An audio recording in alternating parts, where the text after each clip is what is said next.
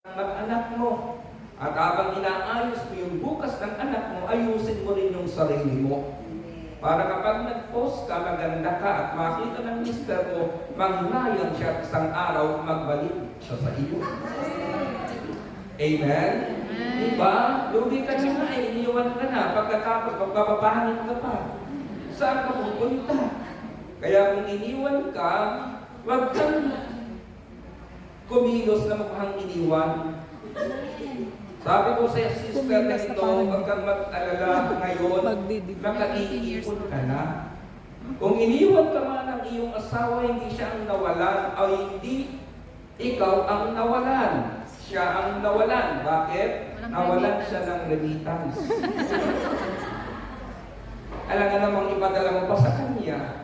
Pero alam mo ninyo, cash-shirt ng Word of God, ang sister na ito, nanindigan sa Panginoon, at dumating na ang pagkakataon na yung kanyang asawa nagbalik sa kanya. Kaya lang alagain na. Ibang chapter na yun, mga kapatid, decision na yun. Pero ang gusto kong sabihin, puhunan, upang tumatag ang ating pag-asa sa puso, find comfort and strength in God's promises sa pangako ng Diyos. Ikalawa, mga kapatid, importante ito, seeing God's love and care through your circumstances. Seeing God's love and care through your circumstances. Kasi kapag nakakita tayo ng pangit na bagay sa ating buhay, inaapi natin ang ating sarili. Sinasabi mo sa iyo, wala nang nagmamahal sa iyo. Kaya nung sabihin mo, wala nang nagmamahal sa iyo, inaapi mo sarili mo, hindi ka na naliligo. Diba? Dapat hindi gano'n. Ano namang circumstances, walang laman ng iyong itaka. Makita mo na may gagawin ng Diyos sa buhay mo. Pumasok ka ng may problema ng 2024 ng buhay na ito. Huwag kang mawala ng pag-asa. Unti-unti, mga kapatid, pausad ang buhay. Kung nasa Diyos ang ating pag-asa, sinasabi ng kanyang salita, di mabibigo ang mga taong umaasa sa Diyos. Seeing God's love and care through your circumstances. At ang ikatlo, mga kapatid, place your worries into God's presence. Place your worries into God's presence. Gaano po ka-importante na ang buhay natin ay nasa presensya ng Diyos. Ang iyong sarili, ang iyong kalalahanin, nasa presensya ng Diyos. Ang isang ginagawa ng presensya ng Lord sa ating buhay, ng kanyang Espiritu, ang sabi sa New Testament, mang-aaliw ng ating buhay. Makinig po kayong nalulungkot, mga kapatid. Huwag kayong maghanap ng kaaliwan kay kumpare, kay kumare, sa tao. Huwag kayong maghanap ng kaaliwan sa mga taong pwede niyong iyakan sa gabi. Ang mga taong yan hindi laging magbibigay ng panahon sa inyo. Maaaring magdulot pa ng singhayot lungkot ng puso. Hanapin mo ang kaaliwan sa Diyos sa pamamagitan ng kanyang Espiritu sa kanyang presensya. Amen. Pagising sa umaga. Sino ba gumising kaninang umagang walang alalahanin? Sino ba ang gumising kaninang umagang walang intindihin? Sino ba ang gumising kaninang wala tayong mga bagay na iniisip na mangyari sa maghapong ito? Lahat tayo mayroon. Pero tignan nyo, mga kapatid, iba yung response natin sa buhay. Yung mga taong pag-ising, inilagay ang kanyang sarili sa presensya ng Diyos, ang kanyang worries, ang kanyang intindihin, lalabas siya ng kwarto. Positibo ang paningin sa buhay at alam niya sa maghapong ito, may gagawin mabuti si El Shaddai. Amen. Amen. Ika-apat, mga kapatid, ito yung puhunan, ilan lamang para yung hope natin ay manatiling matatag sa puso natin. Find comfort and strength in God's promises. Seeing God's love and care through your circumstances. Place your worries into God's presence. At ang ika-apat, always remind yourself that hoping in God does not disappoint you. Sabi dito ng Romans chapter 5 verse 5, now hope does not disappoint us Because the love of God has been poured out in our hearts by the Holy Spirit who was given to us. Hindi tayo nabibigo sa ating pag-asa sapagkat ang pag-ibig ng Diyos ay ibinuhos sa ating mga puso sa pamamagitan ng Espiritu Santo na ipinagkaloob na sa atin. Kaya nga, kung ang Espiritu ng Diyos ay nasa atin, na umaaliw ng ating puso, ng ating kalooban, pwede mong kausapin ang iyong sarili. Sabihin mo sa iyong sarili, sa Diyos ka umasa. Sa Diyos.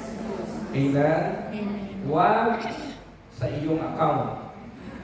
Huwag sa laman ng iyong wallet. Huwag sa taong nangako sa iyo. Sa Diyos ka umasa. Bakit? In vice versa, ganun din sa mga anak natin. Di ba? Tinuturuan natin yung mga anak natin, anak, ibinibigay ko ang pangangailangan ninyo, pero sa Diyos kayo umasa. Bakit? Darating ang taktang panahon, kakapusin ka. Kukulangin ka, sabi ko nga sa inyo, ibinigay mo na ang lahat, pero hindi ka pa naging sapat. Ang dami mong naitulong, isang beses ka lang, na nakahindi sa kanilang hingi dahil wala kang maibigay, ano sasabihin sa'yo, nakapag-abroad ka lang, yumabang ka na. Diba? Minsan ganyan, ang dami mong naitulong pero isang hindi lamang sa kanilang pag-hingi, pangit ang balik sa iyo. Pero mga kapatid, sabihin mo sa puso mo at sa taong umaasa sa iyo, sa Diyos ka umasa. Alam niyo ba kung bakit nahirap ang bansang Pilipinas? Maraming umaasa sa ayuda. Diba? Yung mga may 4 piece sa atin, mga kapatid, anong ginagawa? Hihintayin ng 4 piece pagkatapos yan, ubusin isang araw. Tapos maghihintay na naman sa ayuda ng gobyerno. Kaya yung mga taong nakaupo sa lipunan, naasahan na mga nasa ayuda, nakapagnanakaw. Samantalang may lakas tayo, ang bansang Pilipinas, kung magiging masikap, masinop ang mamamayan, hindi tayo maghihirap. Noong panahon ng aking kabataan, naranasan ko ito, kumain ako ng bayabas, sumakit ang likod ko, nagpunta ako sa likuran.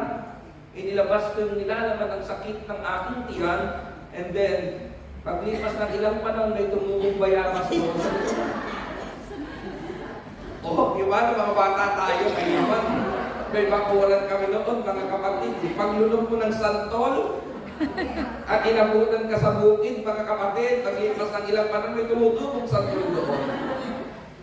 Pilipinas, kumasipag tayo masinok. Bakit? Maraming mahirap umaasa sa ayuda. Huwag tayong umasa sa ayuda. Umasa tayo sa Diyos na nagbibigay ng lakas sa atin. Gamitin natin ang lakas na ito para sa magandang bukas ng ating buhay. Amen? Di ba minsan habang kayo magagaling sa akin, yung mga taong maasa sa inyo, mas malakas pa sa inyo. Mas bata pa sa inyo. Kaya lang, masyadong mabait ang puso mo, sa iyo mo sila pinaasa. Dapat hindi ganon. Sa Diyos tayo umasa. Ang topic ko po ay fix your hope on God.